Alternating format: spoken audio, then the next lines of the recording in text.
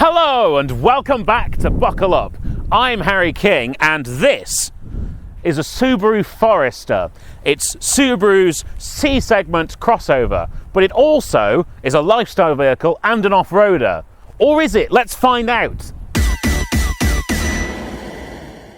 Let's start as usual here at the front of the Forester. I'll start with the badge just because it's big and blue and full of stars and I quite like the way the Subaru badge looks. We'll go down to the bottom where you'll see that this is a sports model because on the bottom of this it's sort of a splitter but sort of a brush guard because it's both a sports model but this is still an off-roader. So it's slightly confused, but it's orange down there.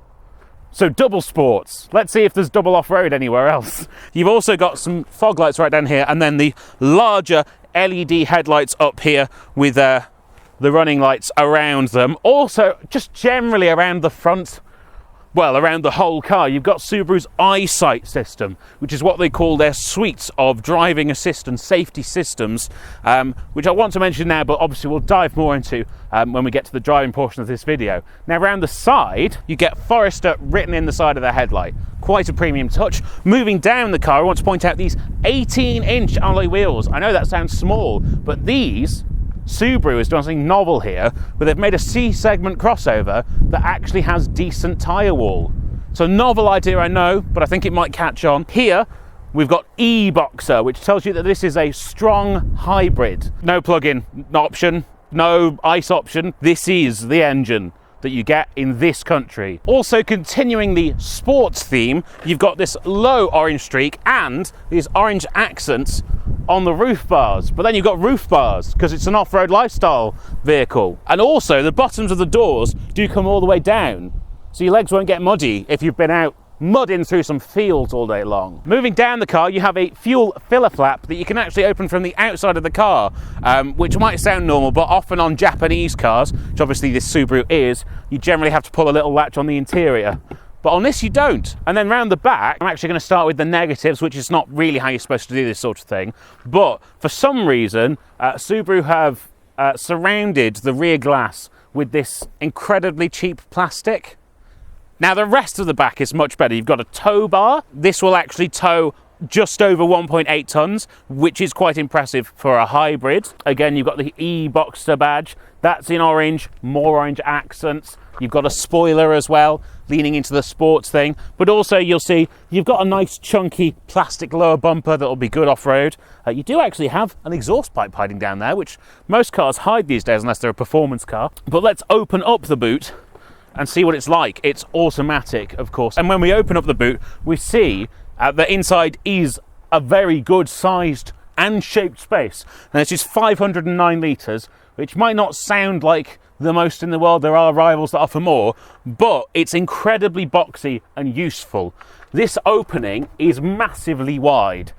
And if you drop the seats, which you can do by pulling a button, you would then get 1,779 litres of space, which is huge. You do also have underfloor storage. It's not massive, but there is a decent sized cubby down here at the front where you've got your tow bar stuff. Also in the boot, you've got practicality galore. You've got 2 sets of curry hooks on both sides of the boot, and you've got tie down points that are very sturdy. And you've got hooks up here that'll take 3 kilograms. You can hang stuff from the ceiling if you need to or want to. And there is actually a hook here on the boot itself, which you could use maybe if you wanted to go camping or overlanding. You'd have somewhere to hang stuff up off your boot if you're using it as part of an awning. Subaru do seem to know their customers, know the kinds of things they want, and obviously what they want is a lot of practicality. Have they continued to provide that in the rear seats? Let's find out now. So here we are in the back, and as you can see, it's colossal. This seat is in my driving position, and I have so much room in here. Just so much room. There's lots of knee room, plenty of headroom. The seats are nice and broad, they're nice and comfortable. The material used on them feels quite lifestyle-y, quite robust. You can find nicer interiors in other C-segment cars. Practicality though, yes, they've hit the nail on the head. So you have a double layered seat back pocket. This lower one has a separator, so you could have one side for your phone and one side for your tablet, and then something else in here. You've got USB A's. You also have bottle holders in the doors and actually a proper door pocket behind them, which you don't get in a lot of cars. You've got Isofix. They're behind these Velcro strips. I will say again, these, while very fit for purpose, maybe aren't as nice as covers you would find in some of the rivals. These seats do recline, as well as popping forward from the boot. However, this is a press test car with 14,000 miles on it, and at some point in those 14,000 miles, the little loop that adjusts this seat has gone missing. But this one adjusts.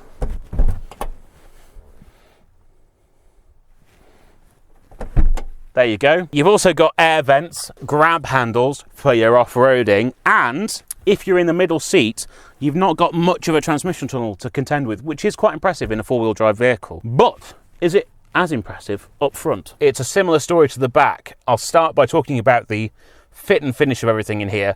It's all very well screwed together. It's very trad Japanese car in that way. It's also trad Japanese car in another way.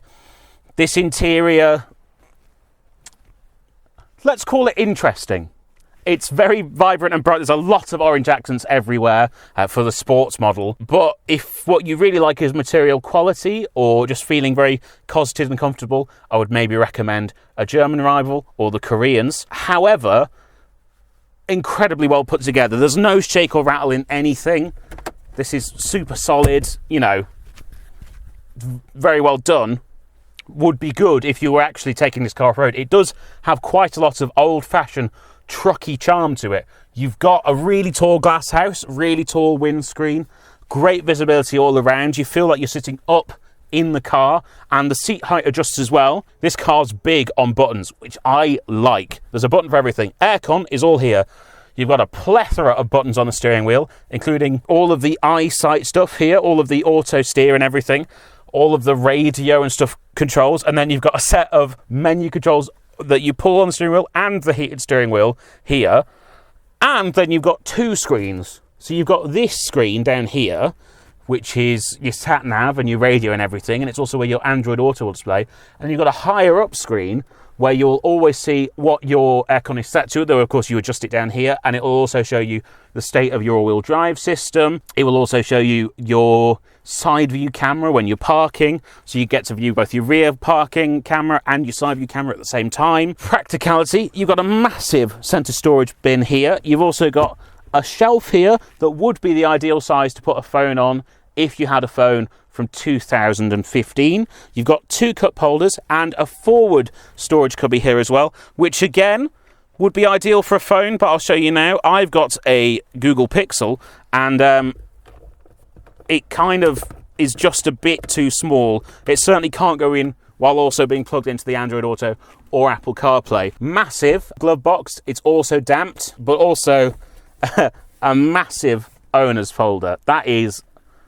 That's a Tolstoy novel, to be honest. Other storage is you've got bottle holders in the doors and then a door pocket behind, just like you do in the rear. The seats themselves are electric, both passenger and driver. You've also got one-touch electric windows, stuff like that, and all the self-driving tech. So there's a good level of equipment in here, but there does need to be, because this isn't the most expensive car in segment, but it's also a long way off being the cheapest. It starts from £37,000, but you get all of this eyesight stuff as standard, and it's always a hybrid. There's no kind of base ICE engine, so you've got to keep those things in mind. But while we're keeping all of that in mind, shall we go for a drive?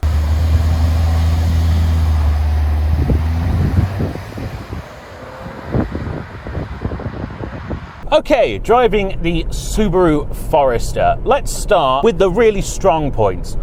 This might be the best riding C-segment crossover I've been in that's currently on sale. And now, that in no small way is thanks to it just having reasonable sized wheels. It's got 18-inch alloy wheels. It's got good tyres, good, tall tyres on it. That helps. Plus, this has off-road ride height.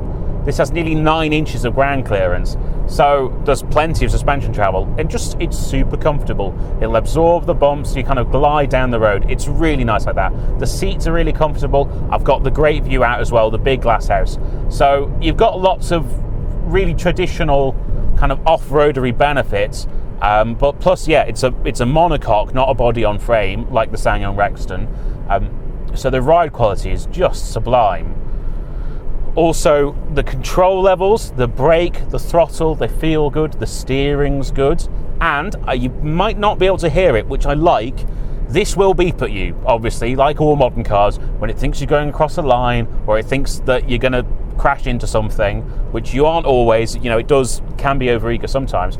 But rather than just going beep, beep, beep, beep, beep at you really loudly, what this do, it'll beep quietly, it'll have a message in the gauge cluster, and it's like a heads-up display, but it's a series of lights that light up in the bottom of the window to let you know when it thinks something might be wrong. So it's very good at getting your attention, but without just being distracting and irritating. It's quite well judged. Also, unlike the Subaru that Rob had on test, so far this has not reminded me to keep my eyes on the road. It's not aggravating me like that, so that's very good.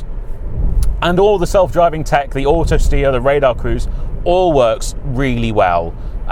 This will do a one-touch lane change thing for you. If you put the indicator on, it will change lanes on the motorway. So it is more advanced than, say, Hyundai or Kia system in that sense. But it's still, it's not a self-driving system. Want to make that clear. It's an assistance system, but it is very, very good. And I can see that money's gone into that. That's kind of partly justifies the higher entry price to this car than some of its rivals. There is, however, the elephant in the room, the drivetrain itself. So I'll start by saying this car is 1,670 kilos, nearly 1.7 tons, basically, and it has less than 150 horsepower. It's got a 2-litre box engine up front, some hybridization, and then the CVT gearbox down into a central transfer case, and then it's got a symmetrical all-wheel drive system, which means equal length half shafts front and rear. So naturally the torque is distributed 50-50, 50-50 everywhere, if that makes sense. 50-50 front rear and then 50-50 across the axle, which makes very good, very stable, good for off-roading, good for grip on road, all of that stuff. Obviously that, again, all-wheel drive system uses power. CVT gearbox weirdly seems to be using power because 150 horsepower does not feel like a lot in this car. And I think the other part of that is for the hybrid tech and stuff, to try and keep the emissions low, this is a naturally aspirated 2-litre engine, petrol engine. So it only makes 194 Newton meters of torque, which for moving around 1.7 tons is not a lot. And I can't imagine what it would be like to put a 1.8 ton trailer on the back of this, but I wouldn't recommend this car if you're looking for a tow vehicle. Basically, it's enough, but it feels quite slow paced in today's traffic, and especially when you're going at very slow speeds, it'll go into EV mode, and then if you put your foot down, it won't just start you off in EV mode. It goes, oh, they want full power, I'll turn the engine on. But it means you have this moment of lag where nothing happens while the engine's turning back on, and then you move away. And it means that for the first time ever, I'm in a CVT car where the letdown isn't the CVT. The CVT actually does its job very well. It's a lineartronic is what Subaru call it, and it means that basically it fakes having ratios in order for you to not feel like you're driving a CVT. Subaru do this on all of their CVT gearboxes, and it's fine. It does. You can catch it out occasionally. You'll have that whirring down, but look, I'll go now, and then we set off, and then you tuck it in on a corner, and you want to modulate the throttle, and it sort of surges round. I can't quite explain it better than that, but basically if you try and modulate the throttle around the corner, the car has a sense of sudden urgency that doesn't relate necessarily to the input you've given. It's all just a bit weird and ponderous, And I think, yeah, it's the major weakness in the car is the drivetrain, and it's such a shame because this doesn't have the best interior in class. It's not, got the best pricing in class. The interior space is amazing. It's probably the most comfortable in class, but it does lots of things really well. But it's really being let down by the powertrain, and there are other powertrains available in other markets, and I think that would be a massive help. I mean, if you really want to go old school and you want to tow, what you really want is a diesel. I would love to have an option that isn't a CVT, because while this CVT isn't intrusive on the road and won't bother a normal driver in normal day driving, if you really want to do off-roading, or if you want to tow or something like that, it would be nice to have the option of a torque converter automatic or even a manual, just something where you have a bit more control of the revs versus the power output of the car for technical or difficult situations. That would be more ideal. And I get it, this is emissions based, and also this system allows them to do all of the really clever safety stuff, but it just means it falls slightly short of exactly what I would want from a car like this. Just a bit more power though, just a turbo on this engine would make the world of difference. I mean, I should say that I've been driving it in I mode. Now, if you switch it into S mode, you do have a bit more get up and go. So if I go now, then there, I can join the roundabout and it's no great bother. And there we go, take a left here and away. And then you've got good kick. And I've got to give it credit, this CVT will take the car all the way up to 6,000 RPM, and there, it changed. You could hear it change. And it will, in moments like that, it feels like a conventional gearbox. So I've got to give it credit for that, but it's just, it also has to bring this engine out to 6,000 RPM for it to move anywhere. Until you hit 4,000 RPM, you really don't feel like you're getting a lick on. And 11.5 seconds to 60, while it's okay for a sort of base model, say you were buying the base 1.2 Peugeot 3008, then yes, it's going to be slow. But if I'm spending £40,000 on a crossover, I'd like there to be an option with more power. You can get a Tucson with 265 horsepower. You can get a RAV4 with high power as well. Obviously they're plug-ins, but you can get just strong hybrids with over 200 horsepower in this segment.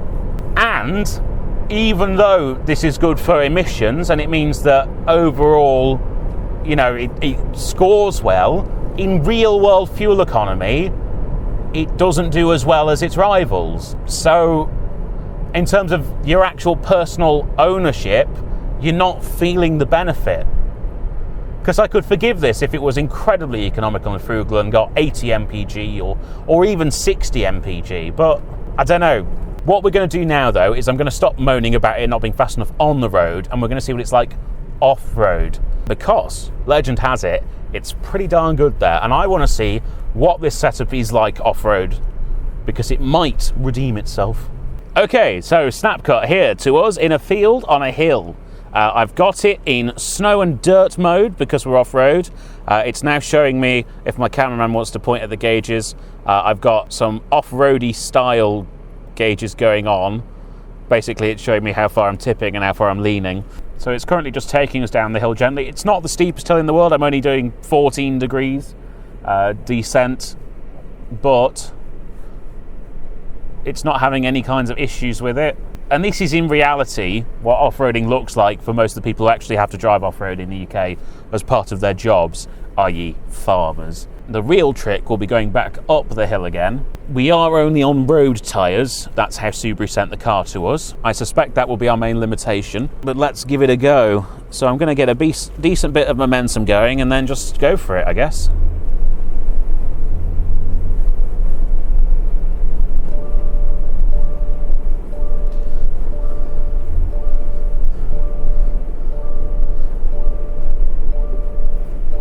That's no fuss at all, actually. It's just going up there like nobody's business. So this is a little bit steeper.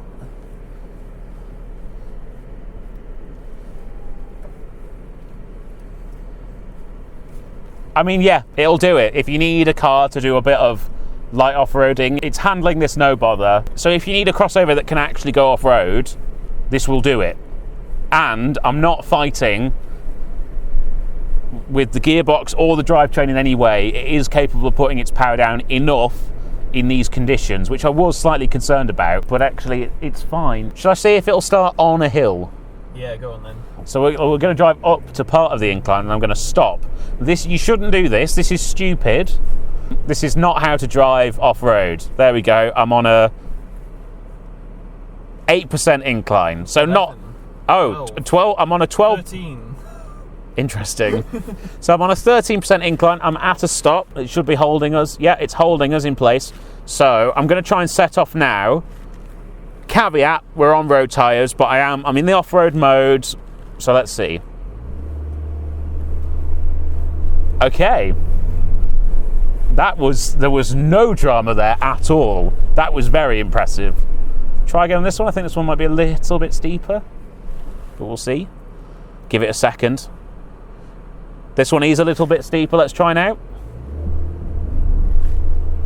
Yeah, that's impressive. So Subaru, I mean, they do know their stuff with all-wheel drive systems, but this still has all the tech in it to make it very impressive as an all-terrain vehicle. Okay, so that is off-road credentials ticked. And with that being done, let's conclude.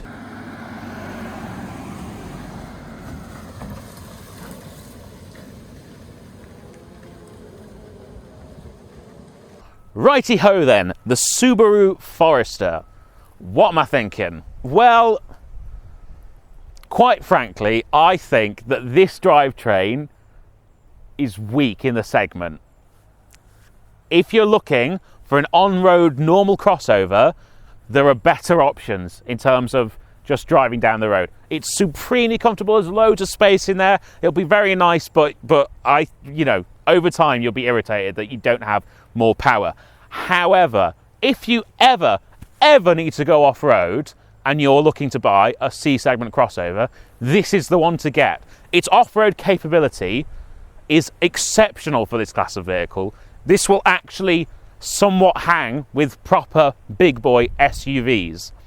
And really, I think this effectively leaves this as a rival to the SsangYong Rexton rather than something like a Peugeot 3008 or Hyundai Tucson. So there you go. If you need an off-road vehicle, it's brilliant. Go and buy it. Otherwise, I'd look elsewhere. Thank you so much for watching. Please remember to like, comment, and most importantly, subscribe. You'll find all of our links to all of our social media down in the description. Please go follow us there as well. And there are 3 ways to support the channel. We have a merch store where you can buy hats so the sun isn't in your eyes like it's in mine now and I'm squinting at the camera. Or you can go to Patreon, or that we have channel memberships where you can give thanks or sign up on a monthly basis right here on YouTube. So please go do one or all of those things and we will see you next time. Bye-bye.